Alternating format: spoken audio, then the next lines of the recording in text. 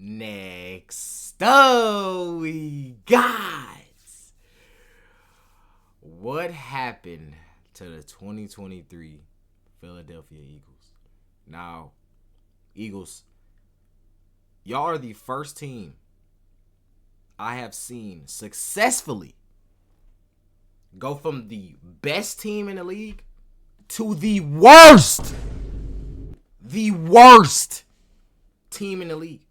Eagles, I don't know what to say to y'all. Honestly, I have the same exact thing for the Cowboys.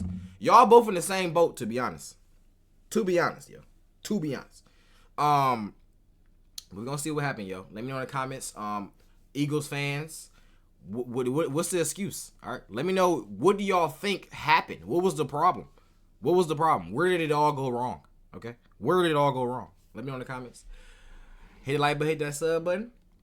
The Philadelphia Eagles went from being at the top of the league to being an absolute shell of themselves. How does a team like the 2022 Eagles, so close to being Super Bowl champs, completely fall off a cliff? You've never seen a team soaring so high crash as fast as them. Did Nick Sirianni get too much credit for that 2022 season? How did the locker room get so lost? Seriously, what the hell happened to the 2023 Eagles? This is the Gridiron. Before we dive into the collapse of Philly, we need to remind you just how fantastic they were in 2022. Okay. The Eagles won the NFC East with a 14-3 record. They were 3rd in scoring and 8th in points against. Being in the top 10 for both offense and defense White is Batman a formula for success. They scored over 30 points 6 times in the regular season.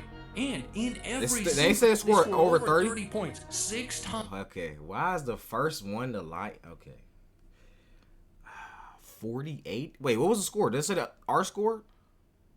I don't know. Okay, damn, they shot 50 on the Giants. Oh my God! Times in the regular season, crazy. And in every single one of their postseason games, the Eagles' rushing attack was unstoppable. Miles Sanders rushed for over 1,200 yards and found the end zone 11 times. Backups Boston Scott and Kenneth Gainwell scored 7 touchdowns combined. They was lucky. Quarterback Jalen Hurts was pretty much another rusher with 760 yards on the ground and 13 rushing touchdowns of his own. Nowadays, many people think Hurts runs are only of the tush-push variety. Facts. 4.6 yards per carry in 2022. Dang. Philly also added the big-bodied A.J. Brown to complement the slim Reaper Devontae Smith. And that receiving duo was outstanding, both going over 1,000 yards receiving easily. And their defense was shutting teams down. 9 times they held their opponent under 20 points in the regular season, including twice in single digits. In fact, both games in the playoffs leading up to the Super Bowl, they held their opponents to 7 points. Led by Hassan Reddick, Fletcher Cox, Brandon Graham, and others, the 2022 Eagles had 70 sacks on the season. 70? That's tied for 3rd most in history. Wow. With the defensive line winning up front, the DBs were playing phenomenally. Darius Big Play Slay had a Pro Bowl season. I forgot about that. James Bradbury had a great season opposite him, and C.J. Gardner-Johnson led the team with 6 interceptions. Dang. The city of Philadelphia loved head coach Nick Sirianni. He embodied that hard-nosed attitude that came with the city. He was doing a tremendous job, as was offensive coordinator Shane Steichen and defensive coordinator Jonathan Gannon. Of course, the Eagles lost the Super Bowl, a close one to the Chiefs by a questionable call at the end. But all signs were pointing up. It felt like this team would be right back in. I think I remember this too, because I think they started the season off, I think almost the same as last year. They started the season off basically undefeated. Like, they didn't even lose the game. But this time, the Eagles didn't sail, though. The Eagles, they would start off the season good, and they kept going. They kept all the way to the Super Bowl, then they lost the Super Bowl. So the whole season was a good season. They just lost the Super Bowl. But last season, I'm going to let him say it, but game next season, perhaps beginning a dynasty. Perhaps to the average football fan, the Eagles' success did seem to carry over to the next season. Right. They started the 2023 season 5-0. By the end of Week 12, they were 10-1. Not only did they have just one loss, but they had just come off an incredible few weeks where they beat their division rival Cowboys, beat the Chiefs in Kansas City, and beat the Bills in a thrilling overtime game. Right, exactly. Back to back to back. Right. They looked destined to win the NFC and soar back to the Super Bowl. But remember that moment in time, between Week 12 and Week 13. It was a key moment, and we'll come back to it later. In Week 13, the Eagles matched up against the San Francisco 49ers. The Niners were still bitter about losing to the Eagles in the NFC Championship game last season. They got embarrassed 31-7. This time around, the Niners crushed the Eagles at home, 42-19. Many people chalk this up to the Eagles being out of gas after playing such a gauntlet of games.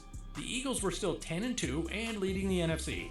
They just needed to finish strong, and their remaining schedule looked like this. 2 away games at Dallas and Seattle. 2 home games, one against the Giants, who would be 5-9 entering that matchup. The other against the Cardinals, who would be 3-12. Right. Then, one last game against the Giants in New York. Easy How did the Eagles finish that 5-game stretch? Loss, win, loss.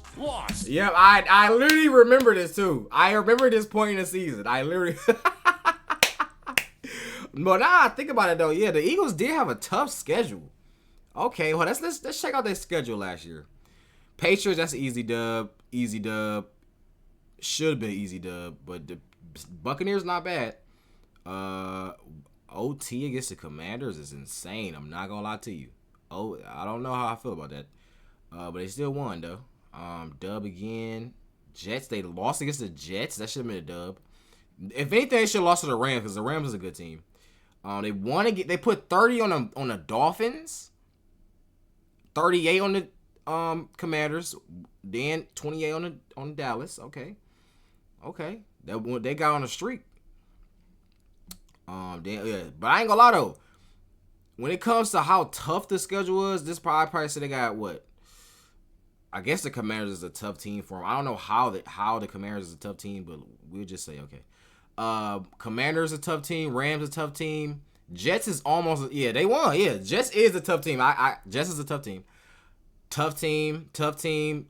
Dallas Cowboys regular season. The regular season Dallas Cowboys is a tough team. Not post. No. Not postseason. Regular. Okay.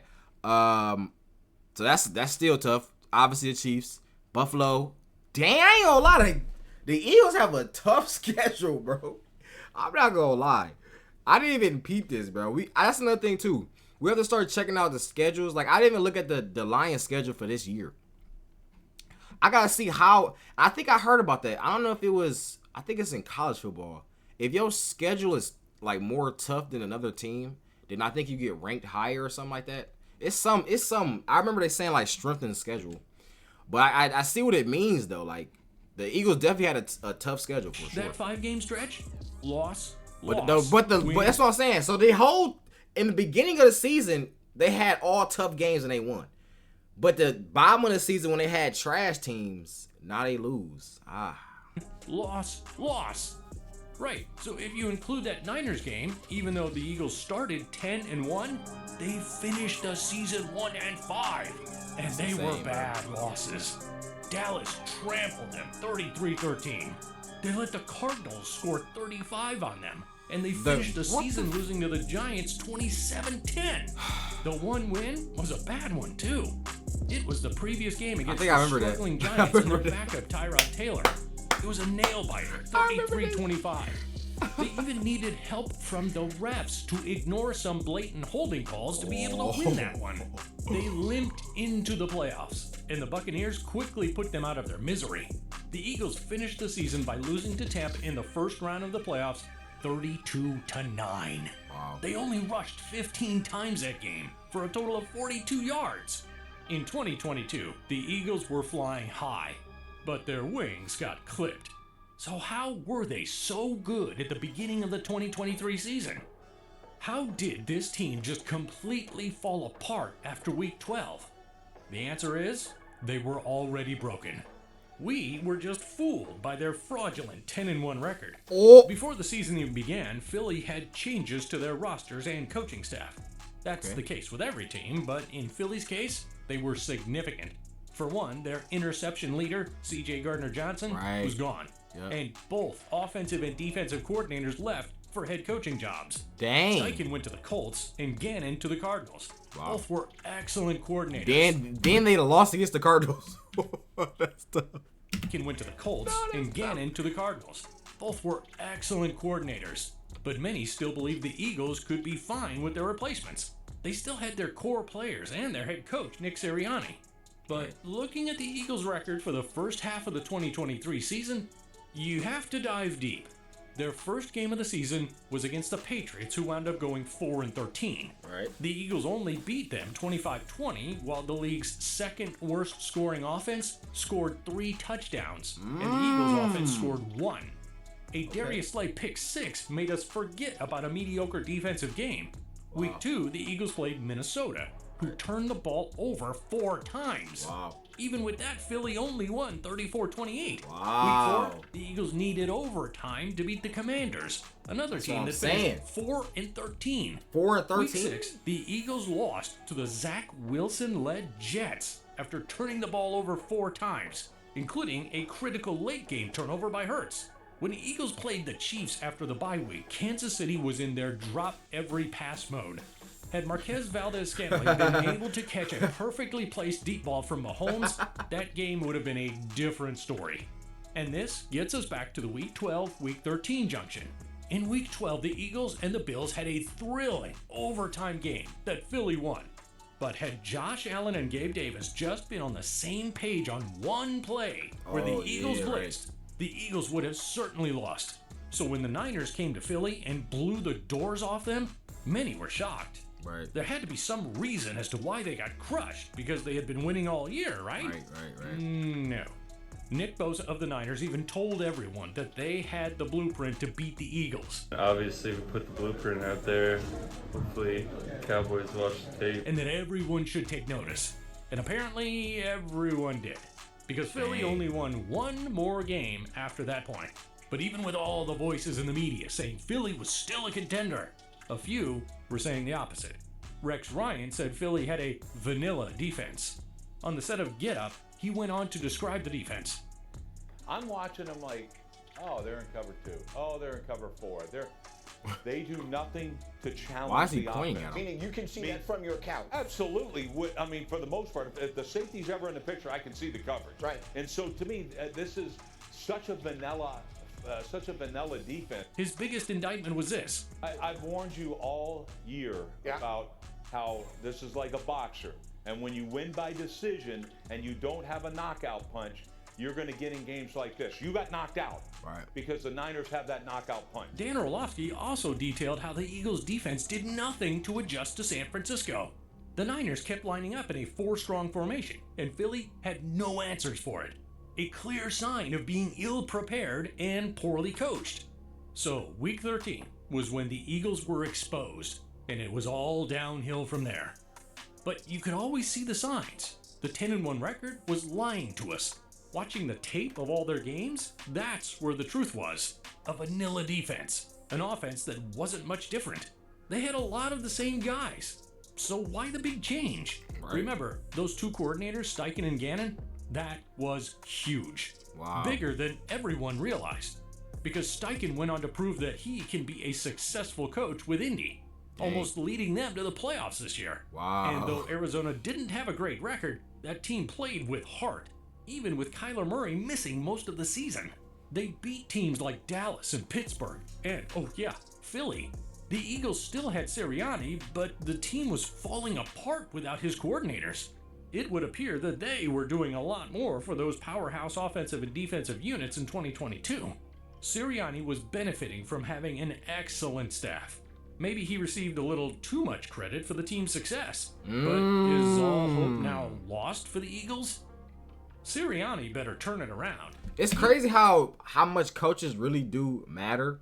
And I feel like real football fans, y'all definitely know that coaches is, very big. But when it comes to casual fans like me, I consider myself a casual fan. It's like you almost forget. You forget that the coaches is even a big product of this team. You know what I mean? And obviously, we know coaching is, you know what I'm saying, because they obviously calling the plays. But it's like you really just think about the players, like how the players are playing. You know what I mean? At least that's how I think. Like I just see if I'm watching the game, I'm seeing okay, what players messed up, what happened on this play, like what, like I'm trying to see what the players did. I never even thought about the coaching. Only time I say it's the coaching, in which I don't even want to admit, but Dan Campbell, okay, going for it on 4th down every single time. That's when I really sit up here and think like, okay, that's when I remember about the coaching. You know what I'm saying? But even on the 4th down, it's like, okay, could the player still have got the 1st down? Did he miss a block? You know what I'm saying? Was the running back running hard enough? It still factors on if they could have still achieved the goal. You know what I'm saying? So, I don't know. It's crazy, though. He was exposed in 2023 as being a lot less effective without a superstar set of coordinators. But their new hires for 2024 are already looking up. They brought in Kellen Moore as the offensive coordinator and Vic Fangio as their defensive coordinator. And CJ Gardner-Johnson is back. Not to mention the Eagles' huge signing at running back, Saquon Barkley. The Eagles want to be a running team. Oh, yeah, I forgot about it. They do got Saquon now. They do have Saquon. Saquon that might be something, I don't know. The Eagles want to be a running team. They got away from it at the end of the season. Did they lose faith in the run game? Did the coordinators not know how to use it to their advantage? No matter. When you got Saquon in the house, you're going to run the ball. That offensive line was still one of the best in the league. But they lost their Hall of Fame center, Jason Kelsey. There's no guarantee that the line will be the same. Yeah. On the defensive end, Fletcher Cox retired too. The Eagles have some holes to fill. Brandon Graham. They've begun doing some of the work already. But for Philly's sake, let's hope they don't gloss over the importance of certain positions and spots on the staff. That was amazing. Especially for Nick Sirianni. After that massive collapse, his seat is already pretty hot. Wait, I want to see that video, Loki. What did I just say? The worst team to win the Super Bowl? After that. The worst team ever to win. Yo, hold on.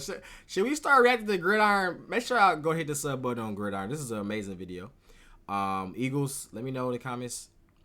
How do y'all feel for this upcoming year? You know what I mean? Y'all got some big changes. Yeah. I love y'all. Oh, yeah.